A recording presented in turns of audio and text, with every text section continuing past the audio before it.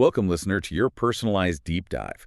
Tonight, we have just a wild collection of reporting from an NBA night that was, it was just packed with drama. It really was. Our mission here is to cut through all that noise, get past the box scores. We need to figure out the why behind some of these results. Absolutely. We're talking about a supposed title contender getting completely humiliated. And an MVP candidate losing to a team our sources are calling the Divine Nine. It's incredible. Then there's the superstar drama, a huge defensive statement in the East. And of course, we had to get into the Trae Young situation. A four-time All-Star might be on the move. It's a night of extremes, and I think we have to start with the biggest one, the most stunning result. The Oklahoma City Thunder. Yeah, their collapse. Okay, let's unpack this right away, because the context here is it's almost unbelievable. This is a Thunder team that started the season 24-1. A historic pace. Right. The conversation was already starting, maybe a little prematurely, about the 73-win record. And then they play the Charlotte Hornets. And it's not just a loss. It was an absolute demolition. The final score was 124-97. A 30-point margin. That's their worst defeat of the entire season. But it's really the way they lost that's so shocking. The reporting from the arena, it painted this picture of just apathy. The Hornets came in and just dominated from the opening tip. A 21-9 run to start the game. Exactly. It wasn't like a slow burn. It was immediate disrespect on their own home court. The analyst said the Hornets basically just walked in, made themselves a ham and cheese sandwich, and took over. And look, we should get the excuses out of the way first because, they were there. Sure. OKC was on the second night of a back-to-back. They were missing some big pieces. Isaiah Hartenstein, Jaylen Williams, and Alex Caruso. Those are important rotation guys. But the deeper analysis just kind of dismisses that, right? Because the Hornets were also tired. They were playing their third game in 4 nights. Exactly. So when you lose by 30 points to a team that's not a contender, it stops being about scheduling and it becomes about your own execution and effort. And the numbers just completely back that up. Their shooting was, it was dreadful. Oh, it was terrible. 36% from the field, 28% from 3. But the one that really gets me is the free throws. 66% from the line.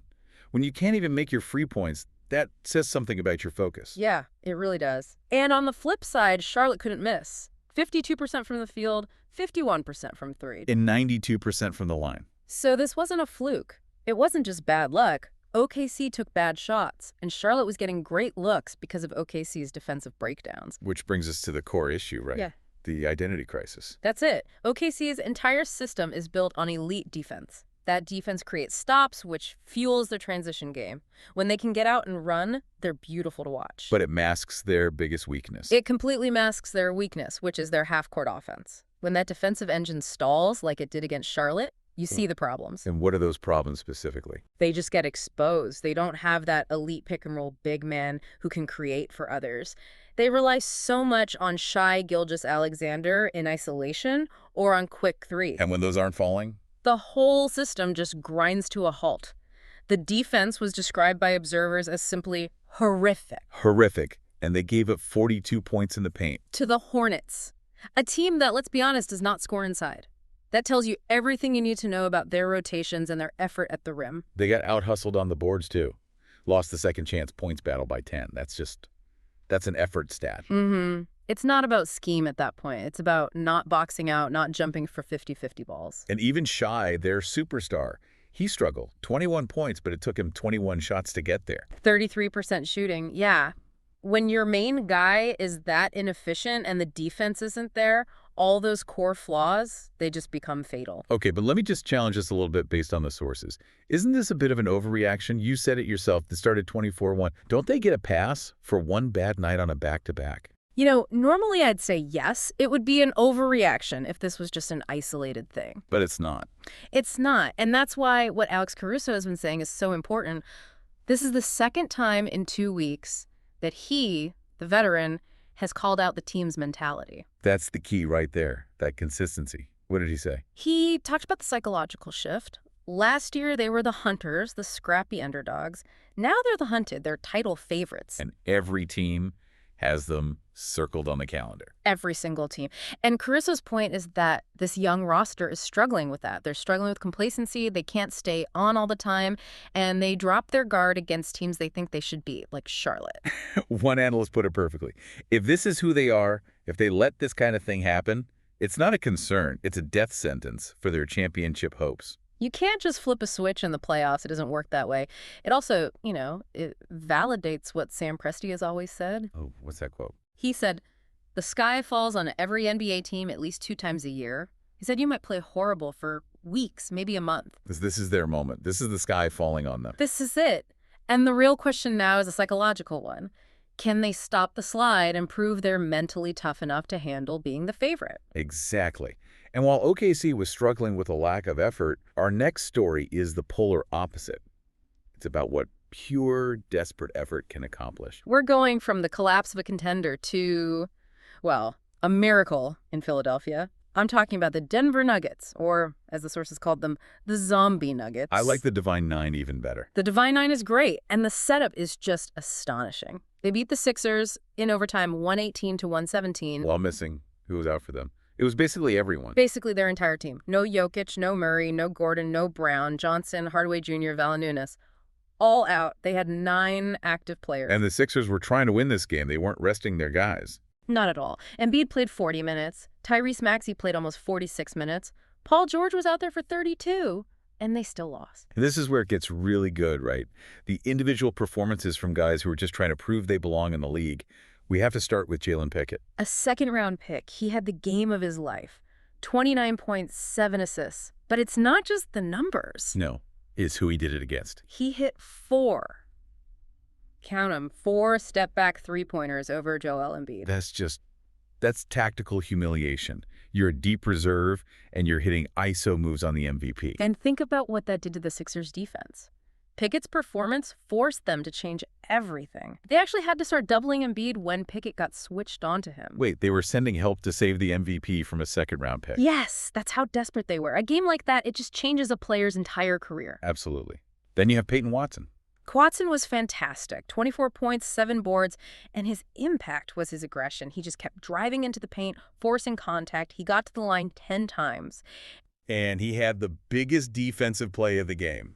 The game-saving block on B.J. Edgecombe at the end of overtime. Just a relentless motor after playing 44 minutes. But the real revelation, according to the sources, was Spencer Jones. The two-way player. And you look at his box score, it's only 10 points, but it's completely misleading. He was a game-high +8 in 43 minutes. That's just insane. He was their defensive anchor. He held his own against everybody, Maxey, George, even Embiid on switches. But his value was in the hustle plays. The championship plays. Exactly what the analysts called them. There was one play late in the game where he gets this key tip out to Bruce Brown, which leads directly to the game-winning bucket. It's unselfish, it's relentless, and it's what wins you games when you're outgunned. And we have to give credit to the coach, David Ademan. Immense credit. His strategy in the clutch was brilliant. He started doubling Embiid hard, especially when he crossed the free throw line. That's a huge risk, right? Doubling the MVP can lead to a wide-open 3. It's a massive risk. But Adam Nuss trusted his reserves to rotate fast enough, and it worked. They forced 4 huge turnovers from Embiid down the stretch. That defensive adjustment won them the game, even when their own offense was, a mess in overtime. An unbelievable testament to coaching and culture over talent. It really is. So, from those reserve heroes, let's pivot now to a singular superstar making a statement.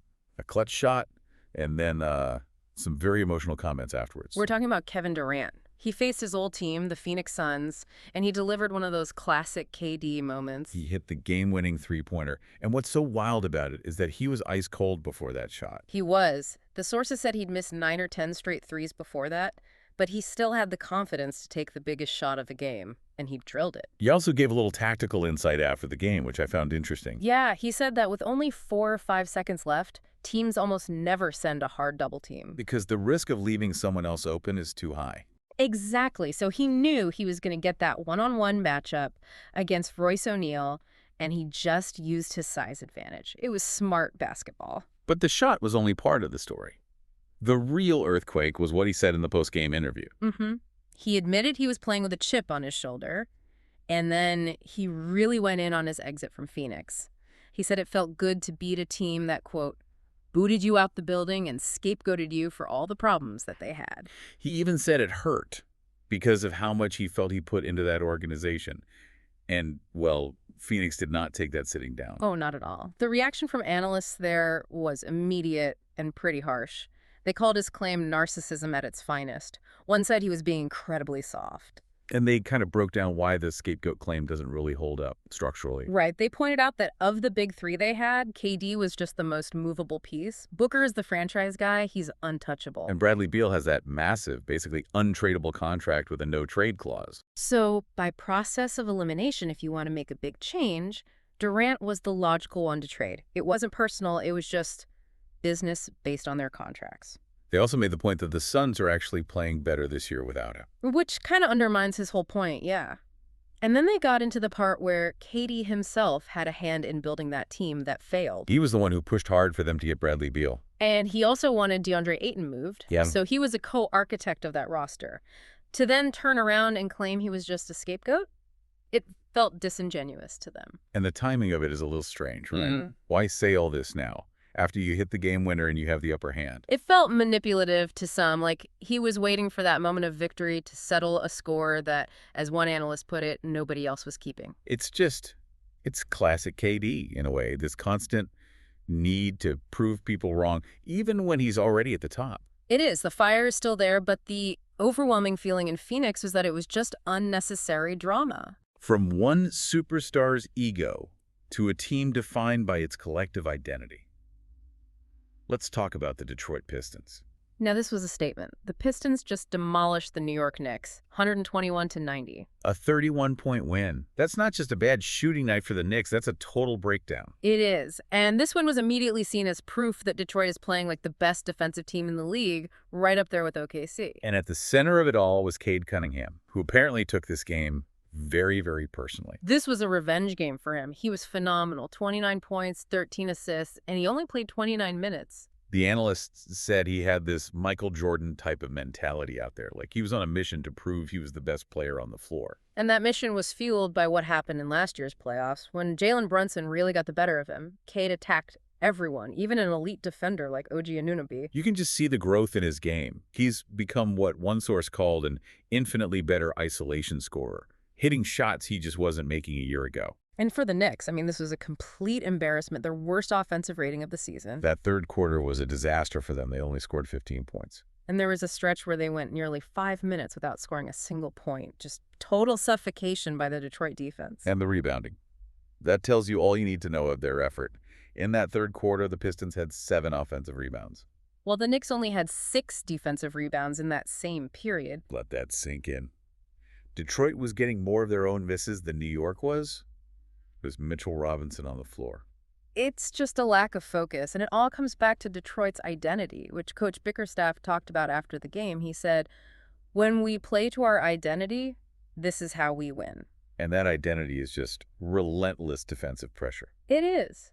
And it was a masterclass in coaching and scheme. They used this constant rotation of long athletic defenders, Asar Thompson, Ron Holland, Isaiah Stewart, Paul Reed. And they had a specific plan for the Knicks' best players. Yeah. A very specific plan. For Jaylen Brunson, they used a high IC scheme. They were constantly forcing him toward the sideline and trapping him, taking away his driving lanes. And what about Karl Anthony Towns? Their plan for him was even smarter. They double-teamed him on the catch. Oh, so before he could even make a move. Exactly. It forces an immediate rushed pass. It never lets him get into a rhythm, and it worked perfectly. They held him to 1 for 4 shooting and forced 6 turnovers. He was a total non-factor. So what does a win like this mean for Detroit moving forward? It validates the front office's entire philosophy. It proves that guys like Asar Thompson and Isaiah Stewart, their defensive anchors, are untradeable. They're the culture setters. They've found their path to winning. They have. And now you look at the standings, and it's Detroit at 27-9 and OKC at 37. They're the only 2 teams in the league with fewer than 10 losses. And both are built on defense and depth. It puts the Pistons squarely in that conversation as the best team in the East. And for the Knicks, this is the low point of their season. The sources are even wondering if they have a case of the NBA Cup curse. The post-tournament hangover. Yeah, just a total lack of focus and energy. That kind of dramatic shift for a team and a star leads us perfectly into our last topic. The hottest trade rumor in the league involving a 4-time All-Star in the East. We have to talk about Trae Young. The reports are that he and his agents are working with the Hawks to find a trade. This is a huge development. And it feels like it's been building for a while, right? The Hawks didn't give him that contract extension last summer. That was the first sign. By not locking him in before his 2026 player option, they were signaling that they were at least open to exploring other paths. Now it looks like they're officially ready to pivot. And it's happening while he's not even playing that well. He's been in and out of the lineup with injuries. Right. He's only played in 10 games, been dealing with a knee and now a quad injury. It's a complicated time to trade him, but the feeling is that the Hawks think they've gone as far as they can with him, even with that 2021 run to the conference finals. So let's get into the potential destinations. Yeah. Because they are. Well, they're a little strange. They're very strange. The first one that came up is the Washington Wizards, who are being called a legitimate potential trade destination. Which makes no sense on the surface. They're 9-25. Why would a rebuilding team trade for an expensive star right now? It's all about the contract they'd send back. The deal would be centered around C.J. McCollum's expiring contract. So it's a money play. It's a pure long game play. Washington gets their franchise point guard in Trey, but by sending out McCollum's massive expiring deal, they also clear a ton of cap space for next summer to go get another star to pair with him. Okay, that makes more sense. What's the next one? The Charlotte Hornets. A potential swap for LaMelo Ball. Now, this one depends entirely on whether LaMelo actually wants out of Charlotte, which has been rumored. For the Hawks, it's a huge risk assessment. Right. You're trading a durable, known quantity in Trey for a guy in LaMelo who has a higher ceiling but just cannot stay healthy. It's a big gamble on future health versus current production. And the last one takes us out west. To the Memphis Grizzlies. A potential Trae Young for Ja Morant swap. Okay, this is the most fascinating one. Morant has had all his issues. The suspension, reports of friction with the coaches. And because of all that, his trade value has reportedly plummeted. And that's the key for Atlanta. It makes him more affordable. Way more affordable. The Hawks could potentially get Morant without having to give up a huge haul of draft picks or young players along with Trae. They'd be gambling that a change of scenery could get him back on track, and they'd be buying low on a massive talent. It's a high-risk, high-reward move that completely changes the style and philosophy of their team. Exactly. From a pass-first shooter to a physical downhill attacker, it would be a total reset. And that just about brings us to the end of today's deep dive. We've really gone through a chaotic NBA night here, from the Thunder's stunning collapse and the questions about their mental toughness, to the incredible heart of the Nuggets' Divine Nine, a true testament to culture and coaching. We dissected Kevin Durant's post-game comments and the complex history behind his scapegoat claim. Then we looked at the Pistons' defensive masterclass and how they've built a real identity in the East. And finally, we unpacked the strange but logical potential trade destinations for Trae Young, where expiring contracts and plummeting trade values could reshape the league. We hope this deep dive into all the reporting gave you some really insightful nuggets to chew on. It's just amazing how one night can show you the entire spectrum of the league, from superstar ego to the desperate effort of a two-way player. Thank you for listening. Please comment, like, subscribe if you're on YouTube. Spotify, please leave 5-star review. It will help the channel grow. Until next time, please check our previous episodes.